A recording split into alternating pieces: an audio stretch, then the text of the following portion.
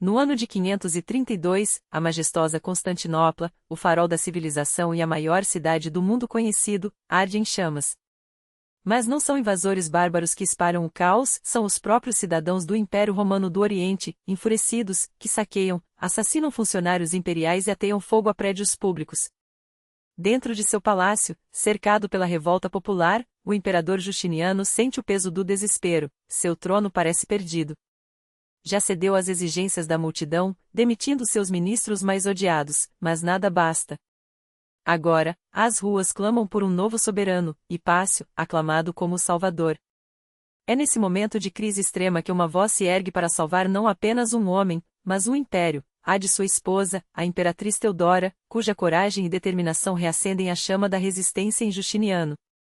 E será em seu general mais leal, Belisário, que o imperador depositará sua última esperança, um homem capaz de esmagar a rebelião e restaurar a ordem, provando que Roma, mesmo dividida, ainda respira força e grandeza. O que poucos poderiam prever é que, após séculos de declínio e fragmentação, o reinado de Justiniano testemunharia um renascimento tão espetacular que até os mais céticos se renderiam à evidência, vitórias retumbantes sobre os povos bárbaros, a reconquista da própria Roma, a cidade eterna, então sob domínio ostrogodo, e a ambiciosa tentativa de reunificar o império sob uma só bandeira. E no centro desse turbilhão está Belisário, o estrategista brilhante cujo nome seria gravado na história como o do último grande general de Roma, um homem cujo gênio militar redefiniria os destinos de uma civilização à beira do colapso. 5 anos antes, em 527, o cenário era bem diferente.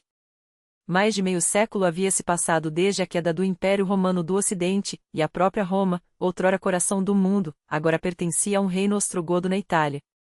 Mas enquanto o Ocidente jazia em ruínas, o Oriente resistia e prosperava. O Império Romano do Oriente, com sua capital em Constantinopla, seguia como uma potência inigualável. Cerca de 30 milhões de almas viviam sob seu domínio, que se estendia dos Balcãs devastados pela guerra até o fértil Egito, das areias áridas da Arábia às montanhas imponentes da Armênia. Era um império cristão, refinado em sua administração, imbatível em riqueza e com um exército que ainda inspirava terror. No entanto, o recém-corado imperador Justiniano, apesar de toda essa grandeza, enfrentava desafios colossais.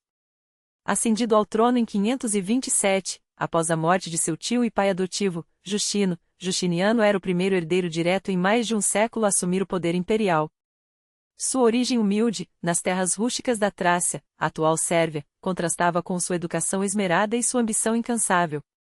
Homem de ação e intelecto, ele traçaria 2 objetivos ousados. Primeiro, pacificar a Igreja cristã, colocando fim à divisão entre os cristãos calcedonios, ortodoxos, e os miafisitas, que disputavam ferozmente a natureza divina e humana de Cristo. E segundo, reformar e sistematizar o direito romano, transformando-o em um pilar sagrado que distinguiria a civilização dos bárbaros. A majestade imperial não deve se limitar às armas, declararia mais tarde, mas também deve se armar com leis, para que, em tempo de guerra ou de paz, o governo seja justo e eficiente. Mas, como todo imperador romano antes dele, Justiniano sabia que sua legitimidade seria posta à prova onde sempre foi decisiva, no campo de batalha. Naquele momento, as relações com os vândalos na África do Norte e com os ostrogodos na Itália eram estáveis, mas a fronteira balcânica exigia vigilância constante, os sucessores do Império Hunos de Átila nunca descansavam. No entanto, era no Oriente que a verdadeira ameaça se avolumava, o Império Sassânida, a superpotência persa, rival histórica de Roma. Aquela fronteira, palco de séculos de conflitos sangrentos, já havia visto imperadores romanos capturados e outros mortos em combate. Por décadas, a ameaça comum dos hunos havia forçado uma trégua frágil entre os 2 impérios, mas a paz era apenas uma ilusão. Em 525, o rei cristão da Ibéria, no Cáucaso, pede auxílio a Constantinopla quando Shapur Sakavades tenta impor rituais zoroastrianos a seu povo. Os romanos enviam tropas, e o conflito explode. Raids além das fronteiras se multiplicam. Quando os romanos iniciam a construção de uma fortaleza em Mindus, os persas contra-atacam, expulsam as forças imperiais e arrasam a obra. Entre os poucos comandantes que escapam desse desastre está Flávio Belisário e, surpreendentemente, não há repreensões. Pelo contrário, no ano seguinte, com apenas 30 anos, Justiniano nomeia comandante supremo de todas as tropas romanas no Oriente. Belisário e o imperador não eram apenas aliados, eram companheiros de longa data, forjados nas mesmas origens modestas da Trácia. Belisário havia servido no regimento pessoal de Justiniano quando este ainda era herdeiro do trono. Sua esposa, Antonina, era a melhor amiga da imperatriz Teodora, duas mulheres que, como elas, haviam surgido das sombras do teatro para conquistar o centro do poder. Enquanto Roma e Pérsia se preparavam para a guerra, 530 seria o ano em que Belisário enfrentaria seu primeiro grande teste como líder. As tropas sob seu comando pouco lembravam as legendárias legiões que, séculos antes, haviam conquistado o mundo. As duras lições aprendidas nos campos de batalha contra hunos e persas haviam moldado um novo exército romano, adaptado aos tempos sombrios. Por séculos, a cavalaria havia sido o ponto fraco de Roma, delegada a mercenários estrangeiros. Agora, porém, as unidades de elite, os clibanari e cataphracti, cavaleiros blindados armados com lanças e espadas, formavam o núcleo de choque do exército. Alguns esquadrões, como os corsouroi, combinavam velocidade e precisão com arcos compostos, inspirados nas táticas hunas e persas. Os melhores soldados eram os bucelari, os ancomedores de biscoito, assim chamados por sua ração militar, tropas de elite, selecionadas a dedo, leais a seus generais por salários generosos, equipamentos de qualidade e um juramento de fidelidade pessoal. Embora a infantaria ainda representasse 2/3 das forças, seu papel era agora mais defensivo, servindo como base sólida para os ataques da cavalaria. As unidades padrão, chamadas numeri, ou aritimoi, em grego, eram menores, cerca de 1.000 a 1.500 homens, e misturavam veteranos blindados, que formavam uma muralha de escudos, com tropas de apoio armadas com arco, dardos e fundas, criando uma cortina letal de projéteis. E havia mais, Roma, que outrora desprezava os ambárbaros, agora os recrutava em massa. Hunos, godos, erulos, tantos de dentro das fronteiras, servindo como foederati sob seus próprios oficiais, quanto os de fora, contratados como mercenários, reforçavam as fileiras imperiais. Até a estrutura militar havia sido reformulada, duas grandes forças centrais, estacionadas em lados opostos do Bósforo e comandadas por um magister militum praesentalis, funcionavam como reserva estratégica, enquanto exércitos regionais em Trácias, Ilírias e Armênias garantiam a defesa das fronteiras. O palco estava armado. Belisário, o general jovem mas já experimentado, preparava-se para escrever seu nome na história com sangue, estratégia e glória. O império, ferido mas não derrotado, aguardava seu momento de ressurgir. E o mundo, sem saber, prestes a testemunhar o último suspiro e o último brado da grandeza romana. A máquina militar romana, mesmo em sua forma tardia, era um organismo complexo e letal. Enquanto os comitatenses, aquelas legiões móveis e disciplinadas, comandadas por um magister militum, atuavam como punhos de ferro prontos para esmagar qualquer ameaça, as fronteiras eram guardadas pelos limitanei, soldados cuja existência era tão árdua quanto sua missão. Mal pagos, mal equipados, esses homens não eram esperados para vencer batalhas, mas para resistir o suficiente até que a verdadeira força do império chegasse. Organizados em guarnições locais sob o comando de um dux, título que ecoaria séculos depois nos ducados medievais, eles eram a primeira linha entre a civilização e o caos. Quantas vezes não me perguntei, refletiria mais tarde o historiador Procópio, quão imensos são os benefícios que os estados colhem quando a memória dos feitos passados resiste ao esquecimento imposto pelo tempo. E nenhum cronista estaria mais qualificado para registrar esses feitos do que ele próprio. Procópio de Cesareia, nascido nas terras sagradas da Palestina por volta do ano 500, era um homem forjado pela erudição e pela ambição. Sua educação, das mais refinadas de seu tempo, o levou aos círculos do poder e, em 527, ao lado do homem que mudaria o curso da história, Belisário. Como assessor jurídico do general, Procópio tornou-se muito mais do que um mero conselheiro, foi seu secretário, seu confidente, às vezes até seu braço direito nos campos de batalha. Anotava tudo. Os triunfos, as traições, os detalhes que outros ignorariam. E, em 551, o mundo conheceria sua obra-prima, As Guerras, um épico em prosa que imortalizaria Belisário como o último grande general de Roma. Mas sob a superfície desse panegírico brilhava uma sombra, uma história secreta, tão explosiva que só ousaria circular entre sussurros, décadas depois. O ano era 530. O rei persa Cavad, ávido por expandir os domínios sassânidas, lançou seus exércitos contra Dara, a fortaleza romana que se erguia como um desafio de pedra na fronteira mesopotâmica. Hoje, suas ruínas imensas, silenciosas, ainda marcam a linha divisória entre a Turquia e a Síria, testemunhas mudas de um passado onde o destino de impérios se decidia à sombra de suas muralhas. Belisário, alertado da marcha de 40.000 persas, podia opor-lhes apenas 25.000 homens. Mas números, ele sabia, não ganham batalhas. Estratégia, sim. E audácia. Contra toda a lógica convencional, o general romano escolheu não se entrincheirar atrás das muralhas de Dara. Em vez disso, posicionou suas tropas fora da cidade, ao sul, onde o terreno poderia ser moldado a seu favor. Seus homens cavaram trincheiras, reforçando os flancos avançados. No centro, a infantaria, firme como um rochedo. Nas asas, a cavalaria, pronta para golpear como foices. Entre elas, 2 contingentes de 600 hunos, mercenários tão letais quanto imprevisíveis. E atrás de tudo, sua reserva pessoal, os Bucelari, guerrilheiros leais apenas a ele, forjados em 1000 batalha.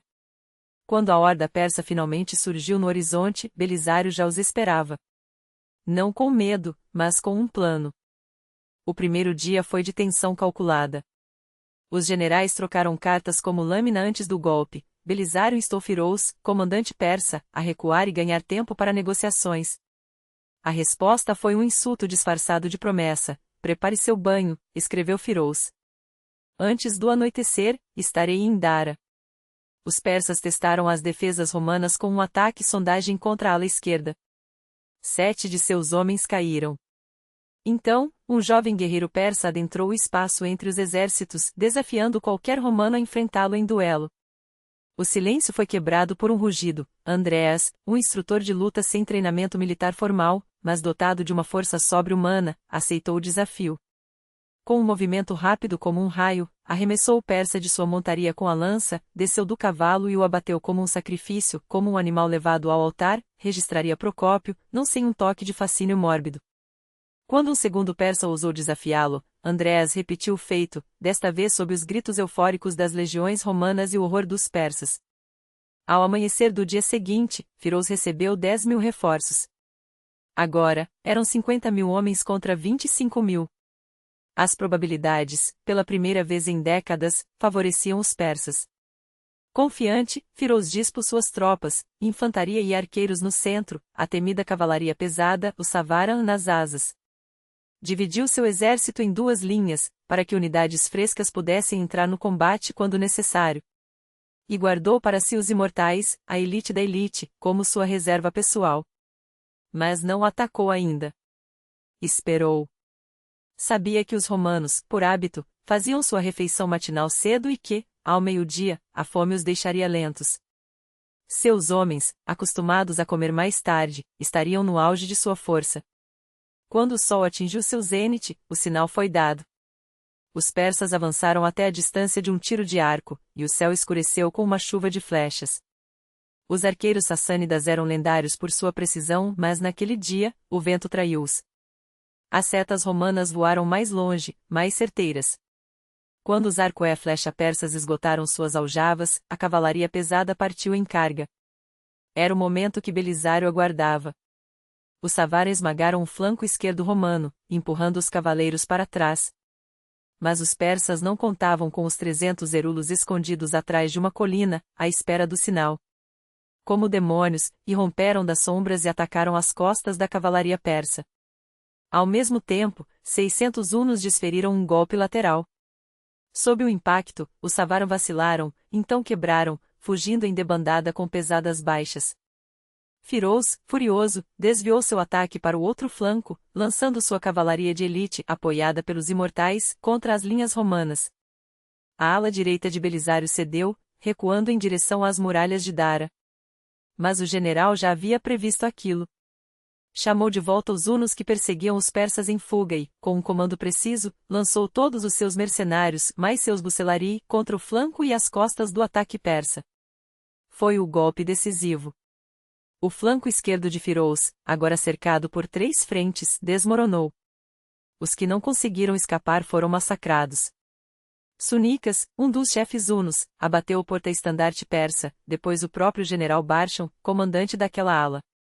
Com a elite persa em fuga, a infantaria, composta em sua maioria por recrutas forçados, ofereceu pouca resistência. Em pouco tempo, todo o exército de Cavad se desfez em uma corrida desesperada por sobrevivência. Belisário, satisfeito com a vitória mas ciente de que a fortuna da guerra é volúvel, ordenou que cessassem a perseguição.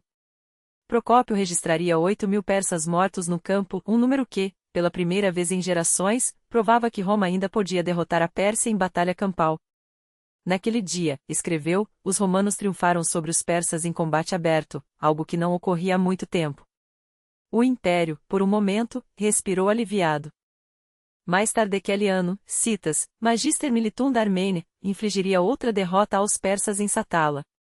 O pêndulo da guerra oscilaria, finalmente, a favor de Roma. Mas a sorte é uma deusa caprichosa. No ano seguinte, incentivado por uma revolta samaritana na Palestina, Cavado ordenaria um grande raid ao longo do Eufrates. Belisário, mais uma vez, marcharia para interceptá-los. Os persas, após saquear e queimar terras romanas, recuaram com seu butim. Seus oficiais, sedentos por vingança, pressionaram o general a aniquilá-los antes que escapassem.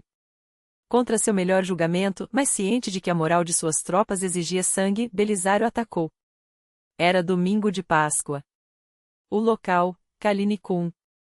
O resultado, um desastre. Os aliados árabes de Roma, os Gazânidas, seguiam à direita, mantendo a flanco. Mas Procópio, implacável em seu julgamento, os acusaria de desertarem ao primeiro sinal de perigo. A cavalaria persa, como uma maré de aço, arrebentou a linha romana. Na desespero, a infantaria imperial formou um muro de escudos, costas voltadas para o rio, um último gesto de resistência que comprou tempo para os sobreviventes escaparem pelas águas. Calinicum não foi apenas uma derrota, foi um golpe na honra de Roma e no prestígio de Belisário. Sua conduta na batalha permanece envolta em sombra. Procópio jura que ele permaneceu firme, organizando a retirada entre os infantes. Outros sussurram que foi um dos primeiros a fugir. Uma coisa, porém, é inegável: ceder à fúria de seus oficiais e lançar-se em um combate desnecessário foi um erro de cálculo trágico. O preço? O comando arrancado de suas mãos, uma ordem de retorno a Constantinopla e a humilhação de ver Justiniano forçado a pagar tributo aos persas, não a Cavad, que morreria aquele mesmo ano, mas a seu filho, Cosro, um jovem de 20 anos que se revelaria o maior dos Sassânidas. Anushirvan, a alma imortal, como o chamariam, e o mais temível adversário que Roma enfrentaria em séculos. Quando, no ano seguinte, a revolta irrompeu nas ruas de Constantinopla, Belisário já estava na capital, lutando para reconstruir um nome manchado. Não eram meros torcedores de corridas de bigas que incendiavam a cidade, as facções dos verdes e dos azuis, irmandades que dominavam bairros inteiros, com redes de influência mais profundas que as do próprio Senado, começaram exigindo a libertação de companheiros presos. Mas logo os gritos mudaram: Hipácio, imperador. O sobrinho de Anastácio, uma peça manejada por senadores inimigos de Justiniano, tornou-se o símbolo da rebelião. O Basileu vacilou. A fuga cruzou-lhe a mente. Foi então que Teodora, com voz de ferro, cortou suas dúvidas: a púrpura imperial é o sudário mais nobre para um cadáver, lembrou-lhe. Melhor morrer como soberano do que viver como fugitivo. As palavras da imperatriz acenderam a decisão. Justiniano ordenou a Belisário e a Mundo, outro general endurecido, que esmagassem a revolta. Sem aviso, as tropas do estrategos caíram sobre os amotinados. Não houve clemência. As ruas viraram rios de sangue. 30.000 corpos, um em cada 20 habitantes da cidade, foram o saldo da carnificina. No dia seguinte, Hipácio e seu irmão, provavelmente marionetes em um jogo maior, foram executados. Seus cadáveres, atirados ao mar, afundaram com os sonhos de seus conspiradores. Graças à determinação de Teodora e à lealdade de Belisário, o trono de Justiniano sobreviveu. Mas o imperador romano não se mantinha no poder apenas pela força das armas ou pela astúcia de sua esposa. Precisava de legitimidade divina e nada aprovava melhor do que a vitória. Justiniano já havia comprado a paz com os sassânidas a um custo humilhante. Agora, era hora de voltar os olhos para o ocidente. As províncias perdidas de Roma, arrebatadas por bárbaros, clamavam por reconquista. Uma guerra santa, uma cruzada para restaurar o império, seria ao mesmo tempo um serviço a Deus e a Justiniano. E só havia um homem capaz de liderá-la: Belisário.